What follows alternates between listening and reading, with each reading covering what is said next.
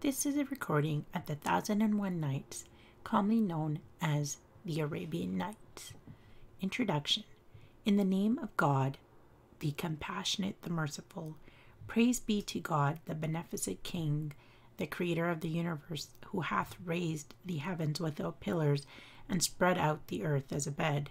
And blessing and peace be on the Lord of apostles, our Lord and our Master Muhammad, and his family, blessing and peace enduring and constant unto the day of judgment. To proceed, the lives of former generations are a lesson to posterity, that a man may review the remarkable events which have happened to others, and be admonished, and may consider the history of people of preceding ages, and of all that hath befallen them, and be restrained, exalted by the perfection of him who hath thus ordained the history of former generations to be a lesson to those which follow. Such are the tales of the 1001 Nights, with their romantic stories and their fables. It is related, but God alone is all-knowing, and as well as all-wise and almighty and all-bountiful. There was in ancient times a king of the countries of India and China, possessing numerous troops and guards and servants and domestic dependents, and the other a youth. Both of these princes were brave horsemen, but especially the elder, who inherited the kingdom of his father and governed his subjects with such justice that the inhabitants of his country and whole empire loved him. He was called King Shahryar. His younger brother was named Shah Zaman, and was king of Samarkand.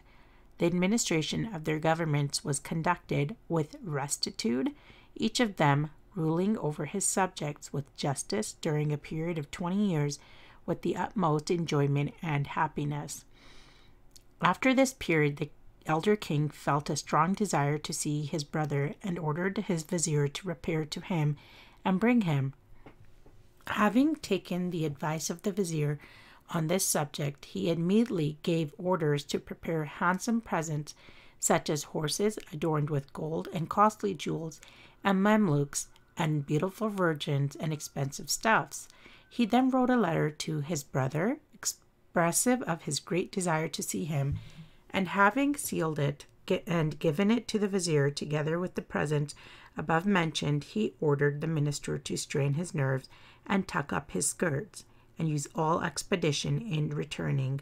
The vizier answered without delay, I hear and obey, and forthwith prepared for the journey. He packed his baggage, removed the burdens, and made ready for all his provisions within 3 days, and on the 4th day he took leave of the king Shahryar, and went forth towards the deserts and wastes. He proceeded night and day, and each of the kings under the authority of King Shahryar presents and gifts of gold and silver, and entertained him 3 days, after which on the 4th day he accompanied him 1 day's journey and took leave of him. And thus he continued on his way until he drew near to the city of Samarkand, when he sent forward a messenger to inform King Shah Zaman of his approach. The messenger entered the city, inquired the way to the palace, and introducing himself to the king, kissed the ground before him, and acquainted him with the approach of his brother's vizier, upon which Shah Zaman ordered the chief officers of his court and the great men of his kingdom to go forth a day's journey to meet him, and they did so. And when they met him, they welcomed him and walked by his stirrups until they returned to the city. The vizier then presented himself before the king. Shah Zaman greeted him with a prayer for a divine assistance in his favor, kissed the ground before him, and informed him of his brother's desire to see him, after which he handed to him the letter. The king took it, read it, and understood its contents, and answered by expressing his readiness to obey the commands of his brother. But said he, addressing the vizier, I will not go until I have entertained thee 3 days. Accordingly, he lodged him in a palace befitting his rank, accommodated his troops in tents, and appointed them all things requisite in the way of food and drink, and so they remained 3 days. On the 4th day he equipped himself for the journey, made ready his baggage, and collected together costly presents suitable to his brother's dignity. These preparations being completed, he sent forth his tents and camels and mules and servants and guards, appointed his vizier to be governor of the country during his absence, and set out towards his brother's dominions. At midnight, however, he remembered that he had left in his palace an article which he should have brought with him, and having returned to the palace to fetch it, he there beheld his wife sleeping in his bed, and attended by a male negro slave who had fallen asleep by her side. On beholding this scene, the world became black before his eyes, and he said within himself, "If this is the case when I have not departed from the city, what will be the conduct of this vile woman while I am sojourning with my brother?" He then drew his sword and slew them both in the bed, after which he immediately returned, gave orders for departure, and journeyed to his brother's capital, and sat down to entertain his Shahryar, rejoining at the tidings of his approach, went forth to meet him, saluted him, and welcomed him with the utmost delight. He then ordered that the city should be decorated on the occasion, and sat down to entertain his brother with cheerful conversation. But the mind of King Shahzaman was distracted by reflections upon the conduct of his wife. Excessive grief took possession of him, and his countenance became sallow, and his frame emaciated. His brother observed his altered condition, and imagining that it was occasioned by his absence from his dominions, abstained from troubling him or asking respecting the cause until after the lapse of some days, when at length he said to him, "O my brother, I perceive that thy body is emaciated, and thy countenance is become sallow." He answered, "O brother, I have an internal sore," and he informed him not on the conduct of his wife which he had witnessed. Shahryar then said, "I wish that thou wouldest go out with me on a hunting excursion. Perhaps thy mind might be so diverted." But he declined, and Shahryar went alone to the chase. Now there were some windows in the king's palace, commanding a view of his garden, and while his brother was looking out on one of these, a door of the palace was opened, and there came forth from it 20 females and 20 male black slaves. And the king's wife, who was distinguished by extraordinary beauty and elegance, accompanied them to a fountain, where they all disrobed themselves and sat down together. The king's wife then called out, "O Masood," and immediately a black slave came to her and embraced her. "She is doing the like." So also did the other slaves and the women, and all of them continued reveling together until the close of the day. When Shahzaman beheld this spectacle, he said within himself, "By Allah, my affliction is lighter than this." My vexation and grief were alleviated, and he no longer abstained from sufficient food and drink. When his brother returned from his excursion, they had saluted each other, and King Shahryar observed his brother Shahzaman, and his color had returned, that his face had recovered the flush of health, and that he ate with appetite after his late abstinence. He was surprised and said, "O my brother, when I saw thy last, thy countenance was sallow, and now thy color has returned to thee. Acquaint me with thy state." "As to change of my natural complexion," answered Shahzaman, "I will inform thee of its cause, but excuse my explaining to thee the return of my color." "First," said Shahryar, "relate to me the cause of the change of thy proper complexion and of thy weakness. Let me hear it." "Know them, O my brother," he answered, "that when thou sentest thy vizier to me to invite me to thy presence, I prepared myself for the journey, and when I had gone forth from the city, I remembered that I had left behind the jewel that I have given thee. I therefore returned to my palace for it. but there I found my wife sleeping in my bed and attended by a black male slave, and I killed them both and came to thee. But my mind was occupied with reflections upon this affair, and this is the case of the change of my complexion and of my weakness. Now, as to the return of my color, excuse my informing thee of its cause. But when my brother heard these words, he said, I conjure thee by Allah that thou acquaint me with the cause of the return of thy color. So he repeated to him all that he had seen. I would see this, said Shahryar, with my own eye. Then said Shah Zaman, give out that thou art going again to the chase, and conceal thyself here with me, and thou shalt witness this conduct and obtain ocular proof of it. Shahryar upon this immediately announced that it was his intention to make another excursion. The troops went out of the city with the tents, and the king followed them. And after he had reposed himself a while in the camp, he said to his servants, let no one come in to me. And he disguised himself and returned to his brother in the palace, and sat in one of the windows overlooking the garden. And when he had been there a short time, the women and their mistresses entered the garden with the black slaves, and did as his brother had described, continuing so until the hour of afternoon prayer. When King Shahryar beheld this occurrence, reason fled from his head, and he said to his brother Shah Zaman, arise, and let us travel whither we please, and renounce the regal state until we see whether such a calamity as this has befallen any other person like unto us, and if not, our death will be preferable to our life. His brother agreed to his proposal, and they went out from a private door of the palace, and journeyed continually days and nights until they arrived at a tree in the midst of a meadow by a spring of water on the shore of the sea. They drank of the spring and sat down to rest, and when the day had a little advanced, the sea became troubled before them, and there arose from it a black pillar ascending towards the sky, and approaching the meadow. Struck with fear at the sight, they climbed up into the tree, which was lofty, and thence they gazed to see that this might, and behold, it was a genie of gigantic stature, broad-fronted and bulky, bearing on his head a chest.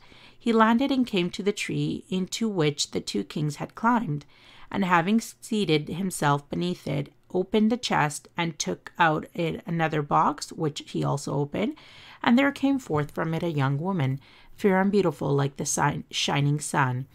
When the genie cast his eyes upon her, he said, O lady of noble race, whom I carried off on thy wedding night, I have a desire to sleep a little. And he placed his head upon a knee and slept. The damsel then raised her head toward the tree and saw the two kings, upon which she removed the head of the genie from her knee, and having placed it on the ground, stood under the tree and made signs to the two kings as though she would say, Come down, and fear not this Ifrit. They answered her, We conjure thee by Allah that thou excuse us in this matter. But she said, I conjure you by the same that ye come down, and if ye do not, I will rouse this Ifrit, and he shall put you to a cruel death. So, being afraid, they came down to her, and after they had remained with her as long as she required, she took from her pocket a purse, and drew out from this a string upon which were 98 seal rings. And she said to them, Know ye what these are these? They answered, We know not. The owner of these rings, said she, have all of them had the same conversation with me ye have, unknown to this foolish Ifrit. Therefore, give me your 2 rings, ye brothers. So they gave her their 2 rings from their fingers, and she said to them, This Ifrit carried me off on my wedding night, and put me in the box, and placed the box in the chest, and fixed it to the chest 7 locks, and deposited me, thus imprisoned in the bottom of the roaring sea, beneath the dashing waves, not knowing that when one of our sex desires to accomplish any object, nothing can prevent her. In accordance with this, says one of the poets, Never trust in women, nor rely upon their vows, For their pleasure and displeasure depend upon their passions. They offer a false affection, for perfidy lurks within their clothing. By the tale of Yusuf, be admonished and guard against their strategies. Dost thou not consider that Iblis ejected Adam by means of a woman? And another poet says, abstain from censure, or it will strengthen the censored and increase desire into violent passion.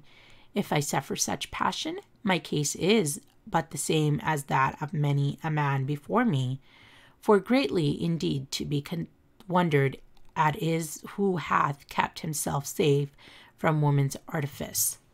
When the two kings heard these words from her lips, they were struck with the utmost astonishment, and said to one of the other, if this is one and affright and great calamity hath happened unto him, then which hath befallen us, this is a circumstance that should console us. And immediately they departed and returned to the city. As soon as they had entered the palace, Shahryar caused his wife to be beheaded, and in like manner the women and the black slaves, and thenceforth he made it his regular custom every time that he took a virgin to his bed to kill her at the expiration of the night. Thus he continued to do during a period of 3 years, and the people raised an outcry against him, and fled with their daughters, and there remained not a virgin in the city of a sufficient age for marriage. Such was the case when the king ordered the vizier to bring him a virgin according to his customs.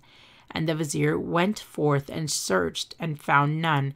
And he went back to his house enraged and vexed, fearing that the king might do to him. Now the vizier had 2 daughters, the elder of whom was named Shahryar, and the youngest Dunyazad. The former had read various books of histories and the lives of preceding kings, and stories of past generations. It is asserted that she had collected together 1,000 books of histories relating preceding generations and kings, and works of the poets. And she said to her father on this occasion, why do I see thee thus changed, and oppressed with solicitude and sorrows? It has been said to me by one of the poets, tell him who is oppressed with anxiety that anxiety will not last. As happiness passeth away, so passeth away anxiety. When the vizier heard these words from his daughter, he related to her all that had happened to him with regard to the king, upon which she said, by Allah, O my father, give me in marriage to this king. Either I shall die, or be a ransom for one of the daughters of the Muslims, or I shall live, and by the cause of their deliverance from him. I conjure thee by Allah, exclaimed he, that thou expose not thyself to such peril. But she said, it must be so. Then said he, I fear for thee that the same will befall thee that happened in the case of the ass and the bull and the husbandman. And what she asked was that, O my father? No, O my daughter, said the vizier, that there was a certain merchant who possessed wealth and cattle, and had a wife and children, and God, whose name be exalted, had also endowed him with the knowledge of the languages of beasts and birds. The abode of this merchant was in the country, and he had in his house an ass and a bull. When the bull came to the place where the ass was tied, he found it swept and sprinkled in his manger, were swifted barley and swifted cut straw, and the ass was lying at his ease, his master being accustomed only to ride him occasionally when business required, and soon to return. And it happened one day that the merchant overheard the bull saying to the ass, may thy food benefit thee. I am oppressed with fatigue while thou art enjoying repose. Thou eatest swifted barley, and men serve thee, and it is only occasionally that thy master rides thee, and returns while I am continually employed in plowing and turning the mill. The ass answered, when thou goest out to the field, and they place the yoke upon thy neck, lie down and do not rise again, even if they beat thee, or if thou rise, lie down a second time, And when they take thy back and place the beans before thee, eat them not as though thou were sickest.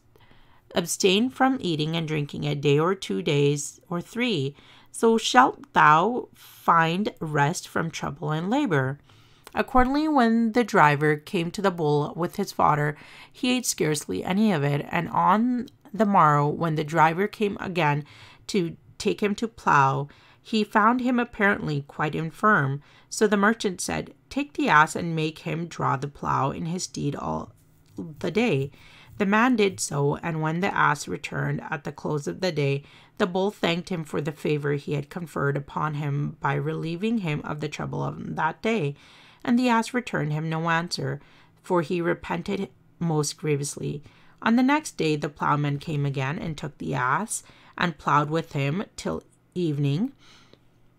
And the ass returned with his neck flayed by the yoke, and reduced to an extreme state of weakness. And the bull looked upon him and thanked and praised him. The ass exclaimed, I was living at ease, and naught by my meddling hath injured me. Then said he to the bull, Know that I am one who would give thee good advice. I heard our master say, If the bull rise not from his place, take him to the butcher, that he may kill him and make a nata of his skin. I am therefore in fear for thee, and I have given thee advice, and peace be on thee. When the bull heard these words of the ass, he thanked him and said, Tomorrow I will go with alacrity. And he ate the whole of his fodder, and even licked the manger. Their master meanwhile was listening to their conversation. On the following morning the merchant and his wife went to the bull's crib, and sat down there, and the driver came and took out the bull. And when the bull saw his master, he shook his tail, and showed his alacrity by sounds and actions, bounding about in such a manner that the merchant laughed until he fell backwards. His wife in surprise asked him, At what dost thou laugh? He answered, At a thing that I have heard and seen, but I cannot reveal it, for if I did, I should die. She said, Thou must inform me of the cause of thy laughter, even if thou die. I cannot reveal it, he said. The fear of death prevents me. Thou laughest only at me, she said, and she ceased not to urge and importune him until he was quite overcome and distracted. So he called together his children and sent to the Cadi and witnesses that he might make his will and reveal the secret to her and die. For he loved her excessively, since she was the daughter of his paternal uncle and the mother of his children, and he had lived with her to the age of 120 years. Having assembled her family and his neighbors, he related to them his story, and told them that as soon as he revealed his secret he must die. Upon which every one present said to her, We conjure thee by Allah that thou give up this affair, and let not thy husband and the father of thy children die. And she said, I will not desist until he tell me, though he die for it. So they ceased to solicit her, and the merchants left them and went to the stable to perform the ablution, and then to return and tell them the secret and die. Now he had a cock and 50 hens under him, and he had also a dog, and he heard the dog call to the cock and reproach him, saying, Art thou happy when our master is going to die? The cock asked, How so? And the dog related to him a story, upon which the cock exclaimed, By Allah, our master has little sense. I have 50 wives, and I please this and provoke that, while he has but one wife and cannot manage this affair with her. Why does he not take some twigs of the mulberry tree and enter her chamber and beat her until she dies or repents? She would never after that ask him a question respecting anything. When the merchant heard the word of the cock as he addressed the dog, he recovered his reason and made up his mind to beat her. Now said the vizier to his daughter Shahryar, Perhaps I may do to thee as the merchant did to his wife. She asked, And what did he? He answered, He entered her chamber after he had cut off some twigs of the mulberry tree and hidden them there, and said to her, "Come into the chamber, and I may tell thee secret while no one sees me, and then die."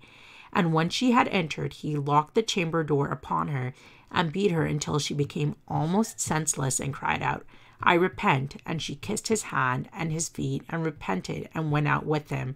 And all the company with her own family rejoiced, and they lived together in happiest manner until death. When the vizier's daughter heard the words of her father, she said to him, "I must be as I have requested." So he arrayed her and went to the king Shahryar.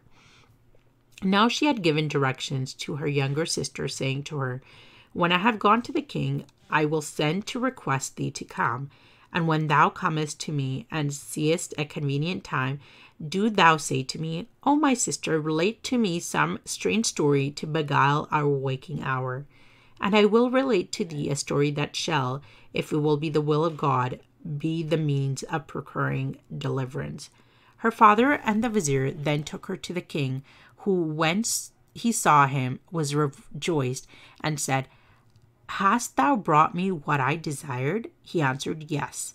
When the king therefore introduced himself to her, she wept, and he said to her, "What aileth thee?" She answered, "O king, I have a younger sister, and I wish to take leave of her."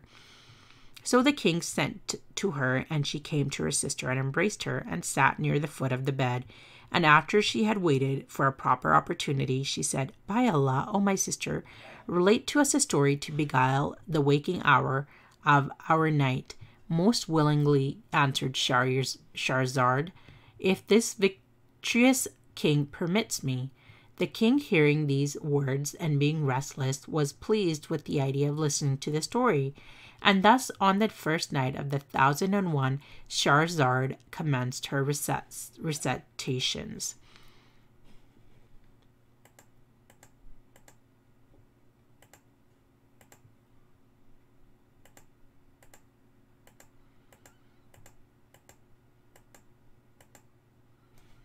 Chapter 1, commencing with the first night and ending with part of the third.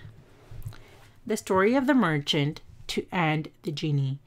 "It has been related to me, O happy king," said Shahrazad, "that there was a certain merchant who had great wealth and traded extensively with surrounding countries, and one day he mounted his horse and journeyed to a neighboring country to collect what was due to him, and the heat oppressing him, he sat under a tree in a garden and put his hand into his saddlebag and ate a morsel of bread and a date, which were among his provisions. Having eaten the date, he threw aside the stone, and immediately there appeared before him an Ifrit of enormous height, who, holding a drawn sword in his hand, approached him and said, "Rise, and I may kill thee as thou hast killed my son." The merchant asked him, "How have I killed thy son?" He answered, "When thou atest the date and threwest aside the stone, it struck my son upon the chest, and as fate had decreed against him, he instantly died." The merchant, on hearing these words, exclaimed, "Verily to God we belong, and verily to him we must return. There is no strength nor power but in God, the High, the Great. If I killed him, I did not intentionally, but without knowing it, and I trust in thee that thou wilt pardon me." The genie answered, "Thy death is indispensable, as thou hast killed my son." And so saying, he dragged him and threw him on the ground and raised his arm to strike him with the sword. The merchant upon this wept bitterly and said to the genie, "I commit my affair unto God, for no one can avoid what he hath decreed." And he continued his lamentation, repeating the following verses. "Time consists of 2 days, this bright and that gloomy, and life of 2 moieties, this safe and that fearful. Say to him who hath taunted us on account of misfortunes, doth fortunes oppose any by the eminent? Dost thou not observe that corpses float upon the sea, while the precious pearls remain in its furthest depths? When the hands of time play with us, misfortune is imparted to us by its protracted kiss. In the heaven are stars that cannot be numbered, but none is eclipsed save the sun and the moon. How many green and dry trees are on the earth, and none is assailed with stones, save that which breath fruit? Thou toughest well of the days when thy went well with thee, and fearest not the evil that destiny was bringing. When he had finished reciting these verses, the genie said to him, Spare thy words, for thy death is unavoidable. Then said the merchant, Know, O Ifrit, that I have debts to pay, and I have much property and children and a wife, and I have pledges also in my possession. Let me therefore go back to my house and give to every one his due, and then I will return to thee. I bind myself by a vow and a covenant that I will return to thee, and thou shalt do what thou wilt. The God is witness of what I say. Upon this, the genie accepted his covenant and liberated him, granting him a respite until the expiration of the year. The merchant therefore returned to his town, accomplished all that was upon his mind to do, paid everyone that he owed him, and informed his wife and children of the event which had befallen him. Upon hearing which, they and all his family and women wept. He appointed a gardener over his children, and remained with his family until the end of the year, when he took his grave clothes under his arms, bade farewell to his household and neighbors and all his relations, and went forth in respite of himself, his family raising eries of lamentation and shrieking. He proceeded until he arrived at the garden before mentioned, and it is the first day of the new year, as he sat weeping for the calamity which he expected soon to befall him. A sheikh advanced in years approached him, leading a gazelle with a chain attached to its neck. The sheikh saluted the merchant, wishing him a long life, and said to him, What is the reason of thy sitting alone in this place, seeing that is a resort of the jinn? The merchant therefore informed him of what had befallen him with the Ifrit, and of the cause of his sitting there, at which the sheikh, the owner of the gazelle, was astonished, and said, By Allah, O my brother, thy faithfulness is great, and thy story is wonderful. If it were engraved upon the intellect, it would be a lesson to him who would be admonished. And he sat down by his side and said, By Allah, O my brother, I will not quit this place until I see what will happen unto thee with this Ifrit. So he sat down and conversed with him, and the merchant became almost senseless. Fear entered him, and terror, and violent grief, and excessive anxiety. And as the owner of the gazelle sat by his side, lo, a second sheikh approached them with 2 black hounds, and inquired of them, after saluting them, the reason of their sitting in the place, seeing that it was a resort of the Jann. And they told him the story from beginning to end. And he had hardly sat down when there approached them a third sheikh with a dappled mule, and he asked them the same question, which was answered in the same manner. Immediately after, the dust was agitated and became an enormous revolving pillar, approaching them from the midst of the desert, and this dust subsided, and behold, the genie with a drawn sword in his hand. His eyes casting forth sparks of fire, he came to them and dragged from them the merchant, and said to him, Rise, and I may kill thee, as thou killest my son, and the vital spirit of my heart. And the merchant wailed and wept, and thy 3 sheikhs also manifested their sorrow by weeping and crying aloud and wailing. But the first sheikh, who was the owner of the gazelle, recovering his self-possession, kissed the hand of the Ifrit, and said to him, O thou genie, and crown of the kings of the Jann, if I relate to thee the story of myself and this gazelle, and thou find it to be wonderful and more than the adventure of this merchant, wilt thou give up to me a third of thy claim to his blood? He answered, Yes, O sheikh, if thou relate to me the story, and I find it to be of thou hast said, I will give up thee a third of my claim to his blood. Then said the sheikh, Know, O Ifrit, that this gazelle is the daughter of my paternal uncle, and she is of my flesh and my blood. I took her as my wife when she was young and lived with her about 30 years, and I was not blessed with a child by her. So I took to me a concubine slave, and by her I was blessed with a male child, like the rising full moon, with beautiful eyes and delicate shaped eyebrows and perfectly formed limbs. And he grew up a little by little and little until he attained the age of 15 years. At this period I unexpectedly had occasion to journey to a certain city, and went thither with a great stock of merchandise. Now my cousin, this gazelle, had studied enchantment and divination from her early years, and during my absence, she transformed the youth above mentioned into a calf, and his mother into a cow, and committed them to the care of the herdsman. And when I returned after a long time from my journey, I asked after my son and his mother, and she said, "Thy slave is dead, and thy son hath fled, and I know not whither he is gone." After hearing this, I remained for the space of a year with mourning heart and weeping eye, until the festival of the sacrifice, when I sent to the herdsman and ordered him to choose for me a fat cow. And he brought me one, and it was my concubine, whom this gazelle had enchanted. I tucked up my skirts and sleeves, and took the knife in my hand, and prepared myself to slaughter her, upon which she moaned and cried so violently that I left her, and ordered the herdsman to kill and skin her. And he did so, but found in her neither fat nor flesh, nor anything but skin and bone. And I repented of slaughtering her. With repentance was no avail.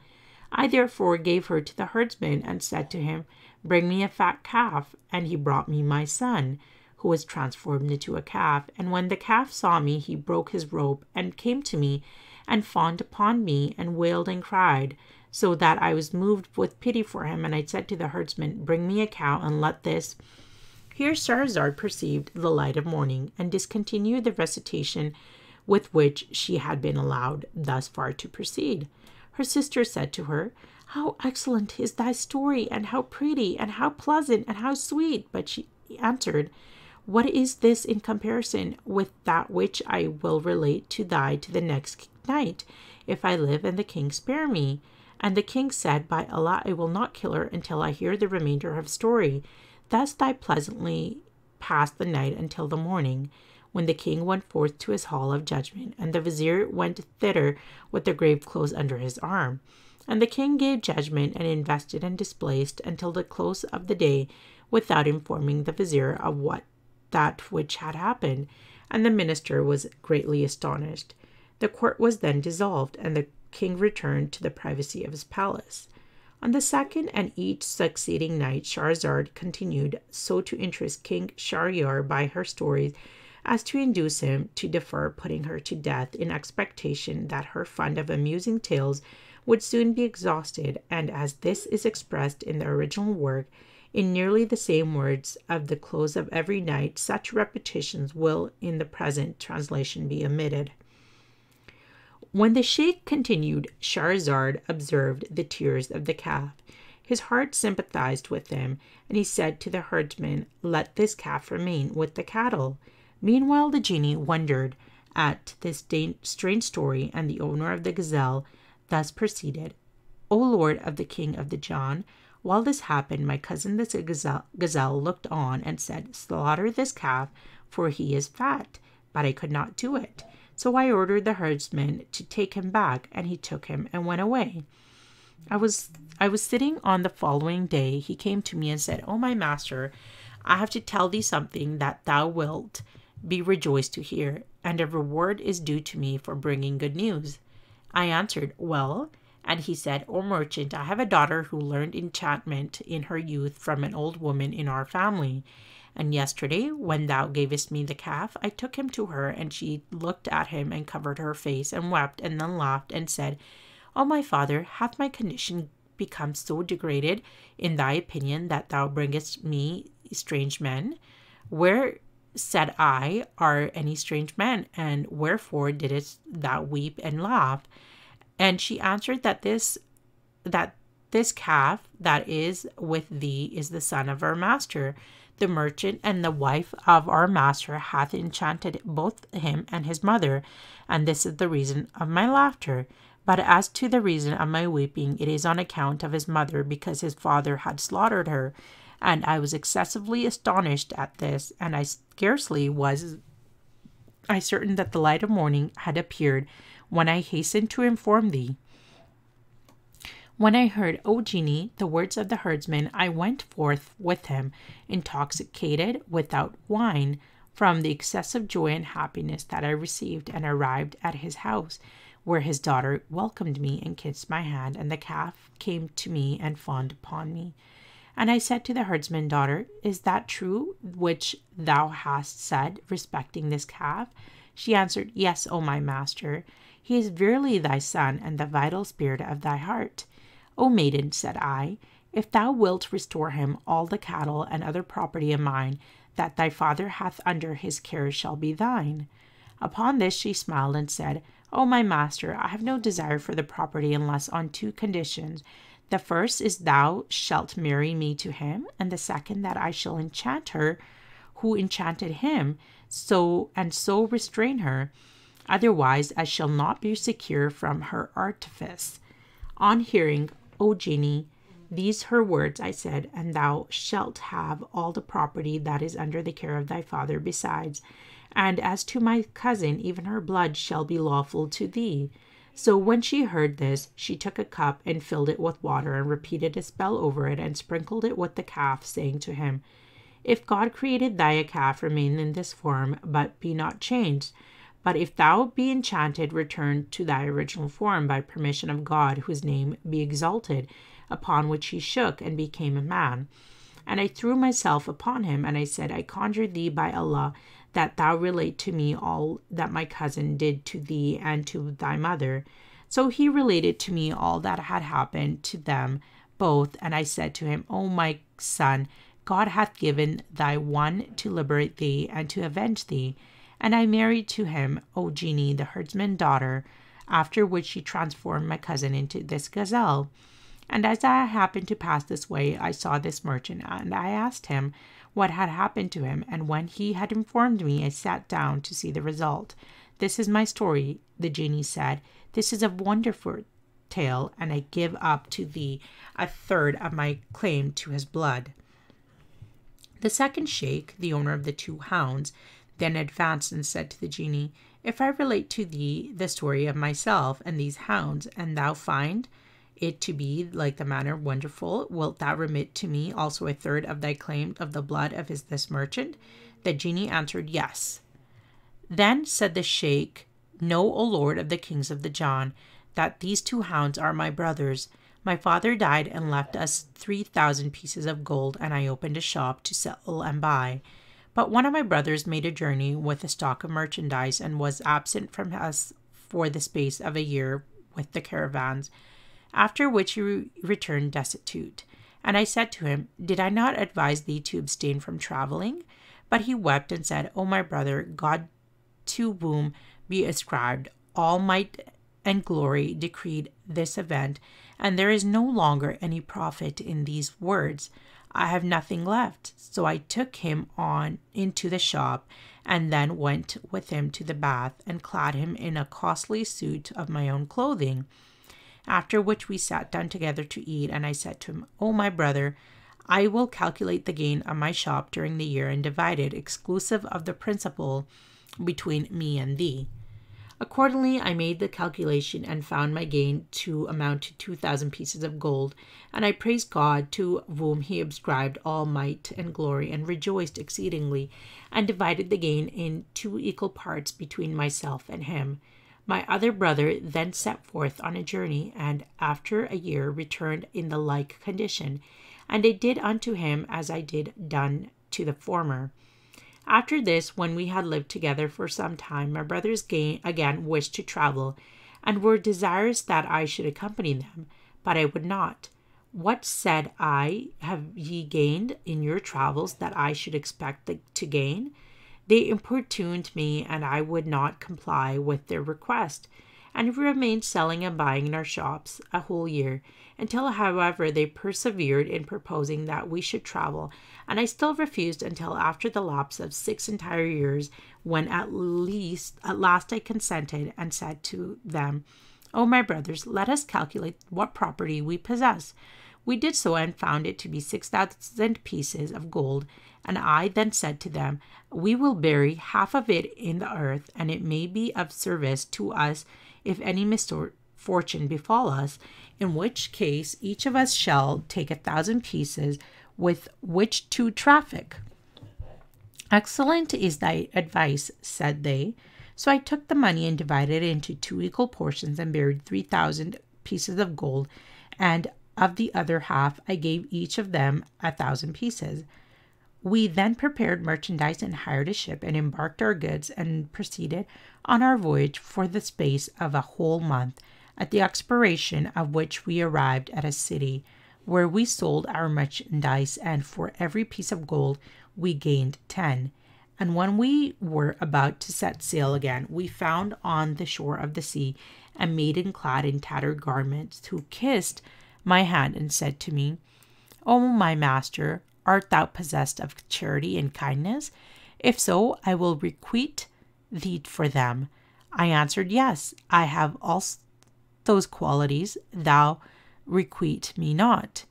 Then said she, "O my master, accept me as thy wife, and take me to thy country, for I give myself to thee, and act kindly towards me, for I am one who requires to be treated with kindness and charity, and who will requite thee for so doing, and I let not my present condition at all deceive thee." When I heard these words, my heart was moved with tenderness towards her, in order to the accomplishment of a purpose of God, to whom be ascribed almighty and glory. And I took her and clothed her and furnished her for a place in the ship in a handsome manner, and regarded her with kind and respectful attention. We then set sail, and I became more cordially attached to my wife, so that on her account I neglected the society of my brothers, who in consequence became jealous of me, and likewise envied me, my wealth, and the abundance of my merchandise.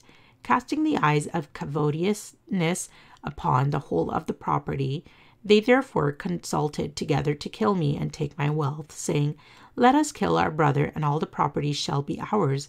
And the devil made these actions to him fair in their eyes. So they came to me while I was sleeping by the side of my wife, and took both of us up and threw us into the sea. But as soon as my wife awoke, she shook herself and became transformed into a genie.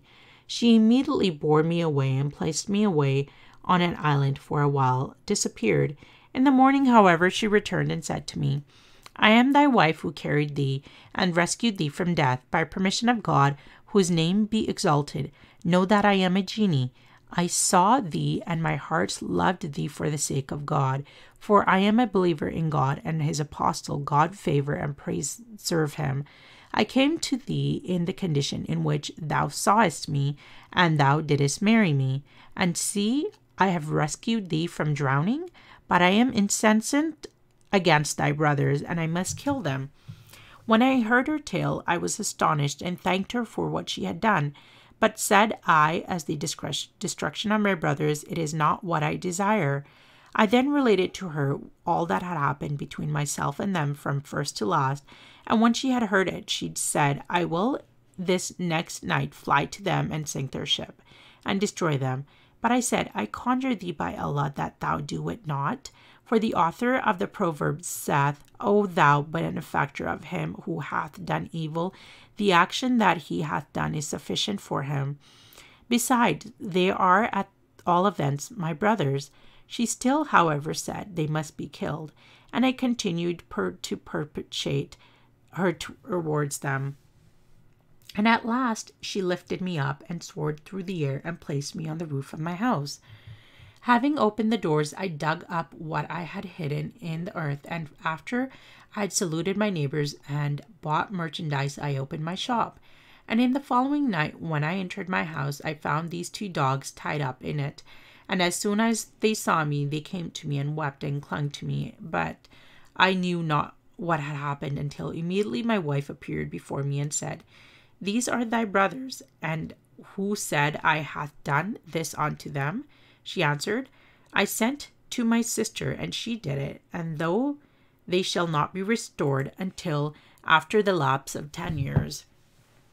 And I say now on my way to her that she might restore them, as they have been in this state 10 years. When I saw this man, and being informed of what had befallen him, I determined not to quit the place until I should have seen what would happen between thou and him.